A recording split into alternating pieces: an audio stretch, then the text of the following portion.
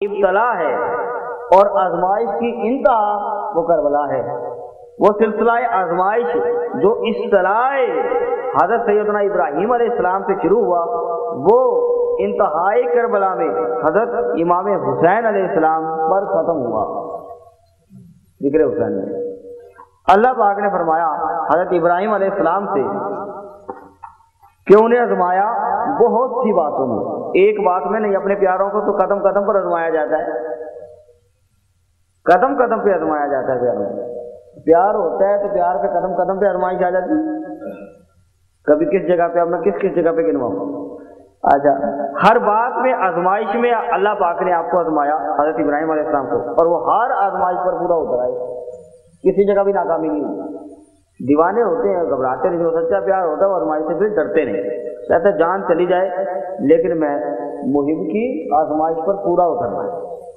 لہذا جب ہر آزمائش پر پورا اترے حضرت ابراہیم علیہ السلام، اللہ پاک نے فرمایا کہ اب میں تجھ سے خوش ہو گیا ہوں۔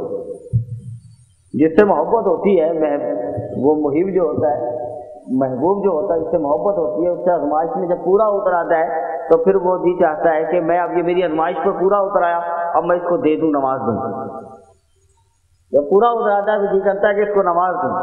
اللہ پاک نے فرمایا کہ ابراہیم میں تجھے نوازنا چاہتا ہوں، کچھ دینا چاہتا ہوں حضرت ابراہیم علیہ السلام سے۔ اللہ پاک نے فرمایا قال انی جاعلک للناس اماما۔ حضرت ابراہیم علیہ السلام نے عرض کی مولا کیا دینا چاہتا ہے؟ تیری مرضی، جو مرضی دے دے۔ اللہ پاک نے فرمایا قال انی جاعلک للناس اماما، میں تجھے امام بنا دیتا ہوں۔ آزمائش پر پورا اترے، کامیاب ہو گیا، اللہ خوش ہو گیا، اللہ پاک نے فرمایا میں تجھے امام بنا دیتا ہوں۔ امام بہرحال انہوں نے کہا ٹھیک ہے۔ حضرت ابراہیم علیہ السلام سے جو سلسلہ شروع ہوا انہیں امام بنا دیا۔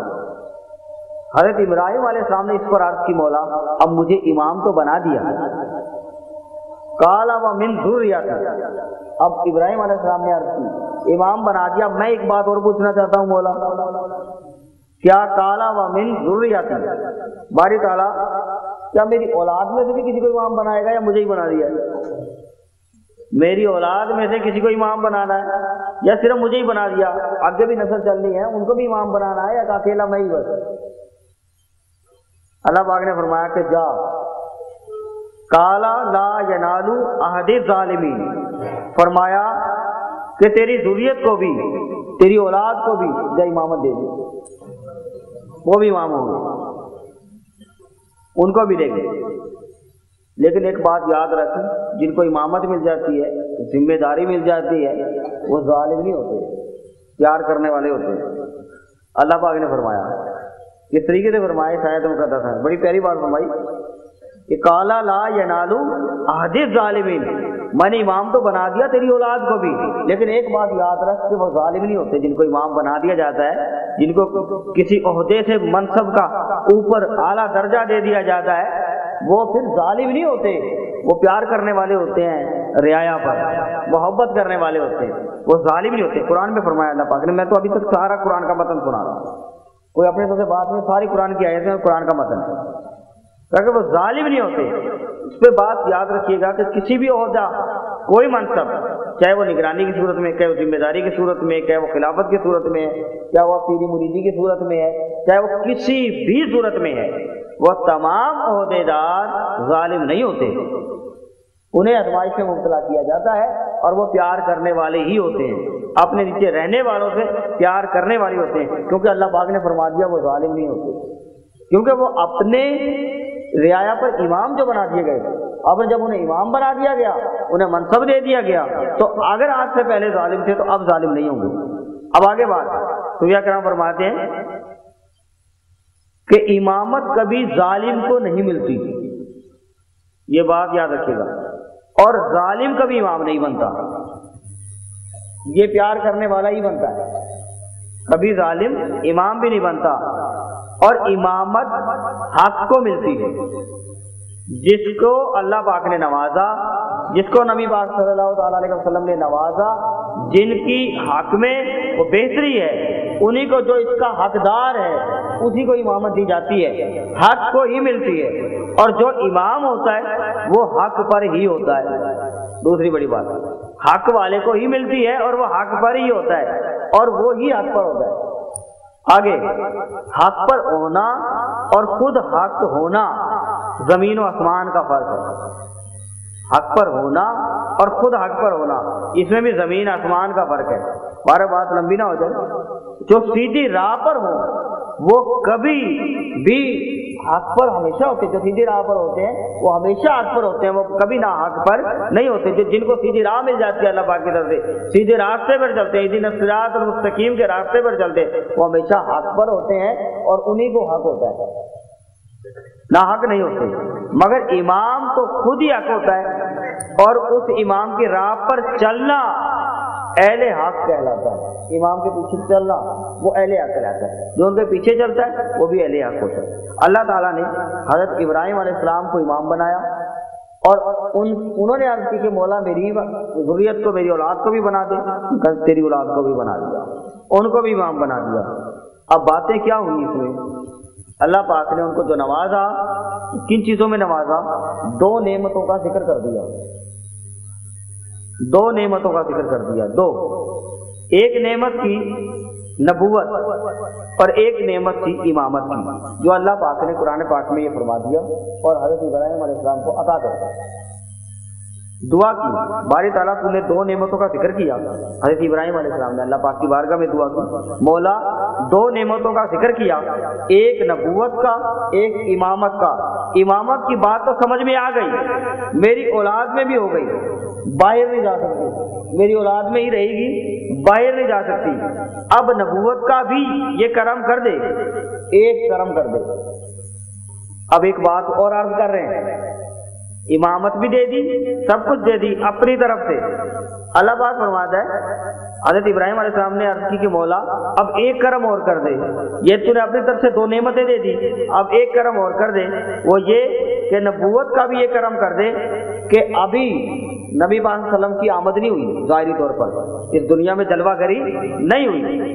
اب حضرت ابراہیم علیہ السلام عرض کرتے ہیں، مولا وہ نبی، سارے نبی حق پر ہے، سب نبی حق پر ہے اور ہم سب کو ماننے والے ہیں، مگر وہ نبی جنہوں نے بعد میں آنا ہے اور وہ آخری ہیں، ان کے بعد کسی نے نہیں آنا، آخری ہیں، ان کے بعد کسی نے نہیں آنا، وہ نبی جس پر نبوت ختم ہوگی وہ بھی مجھے عطا کر دیں، میری ذریت کو عطا کر دیں۔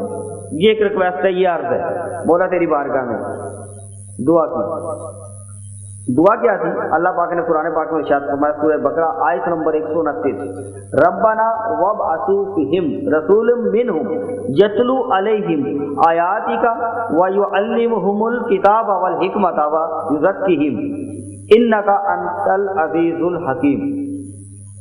اللہ پاک نے فرمایا، اے رب، حضرت ابراہیم علیہ السلام نے عرض کی، اے رب ہمارے اور بھیج ان میں، ہمارے میں، ان میں ایک بھیج ایک رسول، کس لیے؟ انہی میں سے ان پر تیری آیتیں تلاوت فرمائے اور انہیں تیری کتاب اور پختہ علم سکھائے اور انہیں خوب ستھرا فرما دے، بے شک تو ہی غالب ہے، حکمت والا ہے۔ باری تعالیٰ مجھے وہ نبی دے دے جس پر نبوت ہونی ہے، وہ آخری نبی دے دے۔ حضرت ابراہیم علیہ السلام آقا علیہ السلام کو مانگ رہے ہیں، وعدے دو دے، نبوت بھی آپ علیہ السلام کو ذریت میں دی، امامت بھی حضرت ابراہیم علیہ السلام کی ذریت میں دی۔ عرض کیا، باری تعالیٰ وہ نبی جس پر نبوت ختم ہونی ہے وہ میری ذریت کو مجھے دے دے۔ اب یہاں پر ایک بات جو توجہ طلب ہے وہ یہ ہے، حضرت سیدنا ابراہیم علیہ السلام نے، اللہ پاک نے فرمایا کہ تو نے مانگا اور میں نے وہ نبی جس پر نبوت ختم ہونی ہے تیرے مانگنے پر عطا کر دیا۔ قرآن پاک میں اللہ پاک نے فرمایا، کیا فرمایا؟ سورہ بقرہ میں آیت نمبر 151 میں، جیسا ہم نے تم میں بھیجا ایک رسول، یہ عرض کی گئی، اب اس کا جواب اللہ پاک نے عطا فرمایا اگلی آیت میں، اسی سورہ بقرہ کے اندر اللہ پاک نے فرمایا، جیسا ہم نے تم میں بھیجا ایک رسول تم میں سے تم پر ہماری آیتیں تلاوت فرمائے. اللہ پاک نے فرمایا ہماری آیتیں تلاوت فرمائے اور تمہیں پاک کرتا ہے اور کتاب اور پختہ علم سکھاتا ہے اور تمہیں وہ تعلیم فرماتا ہے جس کا تمہیں علم بھی نہ تھا. حضور کی جلوہ گری ہوئی تو ظلمت دور ہوئی. جس کا علم نہ تھا تو وہ حضور نے بتایا. اللہ کا علم کسی کو تھا, اللہ کا ہونا رب نے خود بتایا تھا کہ میں خدا ہوں. رب کا ہونا بھی پیارے مصطفیٰ نے بتایا, جب خود رب نے نہیں بتایا. پیارے مصطفیٰ کی جلوہ گری ہوئی تو آپ نے فرمایا کہ وہ رب ہے, اس کو مانو, بت نہیں, یہ رب نہیں. تو رب کا رب ہونا بھی پیارے آقا صلی اللہ تعالیٰ علیہ وسلم نے ارشاد فرمایا تو پتہ چلا کہ وہ رب ہے, ورنہ خود رب نے بھی نہیں بتایا کہ میں رب ہوں.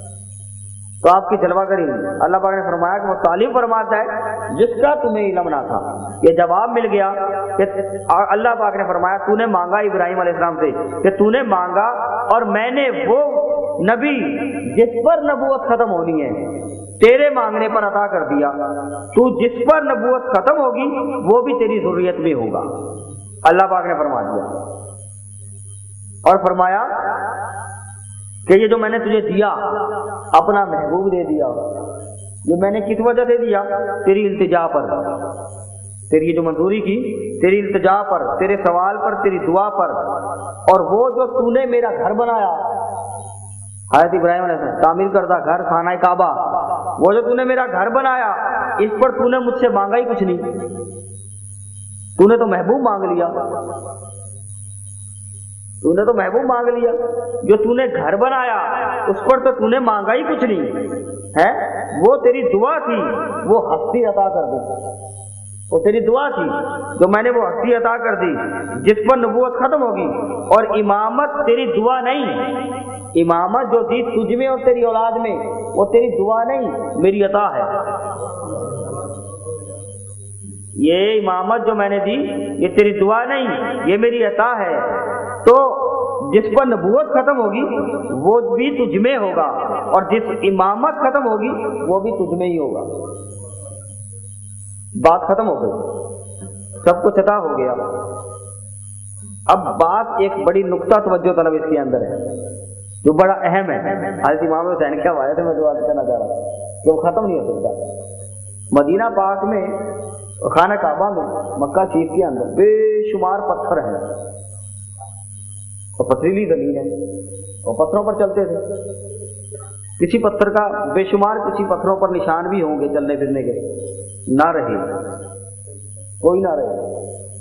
لیکن بات صرف ایک سمجھنے کی, میرا سارا رب و لباب میں نے قرآن کا متن سنایا, سارا کوئی بیان موضوع نہیں, صرف قرآن کی حوالے سے آیتوں کی تفسیر ہے جو میں کر رہا ہوں. جو اصل بات تھی وہ اب آ رہی ہے. اس کا مقصد جو تھا, قرآن کا مغز جو تھا اس کا, حضرت ابراہیم علیہ السلام نے دعا مانگی تھی اللہ پاک کی بارگاہ کے اندر, کھڑے تھے. اب وہ جس پر کھڑے تھے وہ ایک پتھر تھا. جب دعا جو مانگی کہ مولا عطا کر دے مجھے تیرا محبوب جو سب نبیوں کا سردار, آخر میں آنا نبوت ختم ہونی. اب جس وقت جس لمحے یہ دعا مانگی جا رہی تھی حضرت ابراہیم علیہ السلام ایک پتھر پر کھڑے تھے اور پتھریلی زمین کی بے شمار پتھر تھے اور ان پر چلتے پھرتے پتھریلی زمین نشان پڑ جاتے ہیں, مٹ گئے. مگر جس لمحے حضرت ابراہیم علیہ السلام نے خدا سے محبوب مانگا خدا کا, اس پتھر پر, جس پتھر پر وہ کھڑے تھے 4000 سال گزر گئے, آج تک وہ پتھر کے نشان نہ مٹ سکے, نہ مٹایا جا سکا اور نہ جا سکے گا. بات توجہ طلب ہے. جس پتھر پر کھڑے ہو کر حضرت ابراہیم علیہ السلام نے محبوب مانگا, آج تک اس لمحے جس وقت لبوں پر محبوب کا نام مبارک آیا اس وقت سے لے کر آج تک 4000 سال گزرنے کے بعد آج تک وہ نشان مٹ نہ سکے اور نہ مٹ سکیں گے, نہ ان کو مٹایا جا سکا. بے شمار نشان تھے جو مٹ چکے اور مٹایا جا بھی سکا, لیکن یہ نشان نہ مٹ سکے, نہ انہیں مٹایا جا سکا, نہ جا سکے گا. کیوں؟ وہ نشان کیوں نہیں مٹے اور وہ نشان کیوں ہوئے کہ اس لمحے حضرت ابراہیم علیہ السلام کے لب پر پیارے مصطفیٰ کا نام آ گیا تھا, اس لیے نہیں مٹ سکے. ظاہری طور پر اس وقت آقا علیہ السلام موجود بھی نہ تھے, اور اعلیٰ حضرت فرماتے ہیں کہ وہ جو نہ تھے تو کچھ نہ تھا، اور وہ جو نہ ہو تو کچھ نہ ہو۔ جان ہے وہ جہان کی، جان ہے تو جہان ہے۔ میں آقا علیہ الصلوۃ والسلام کے دم سے تو ساری بہار ہیں، آپ کی نظر ہو جائے تو کام بن جاتا ہے۔ میں ایسے عرض کرتا ہوں آقا علیہ الصلوۃ والسلام کی بارگاہ میں، میرے آقا جان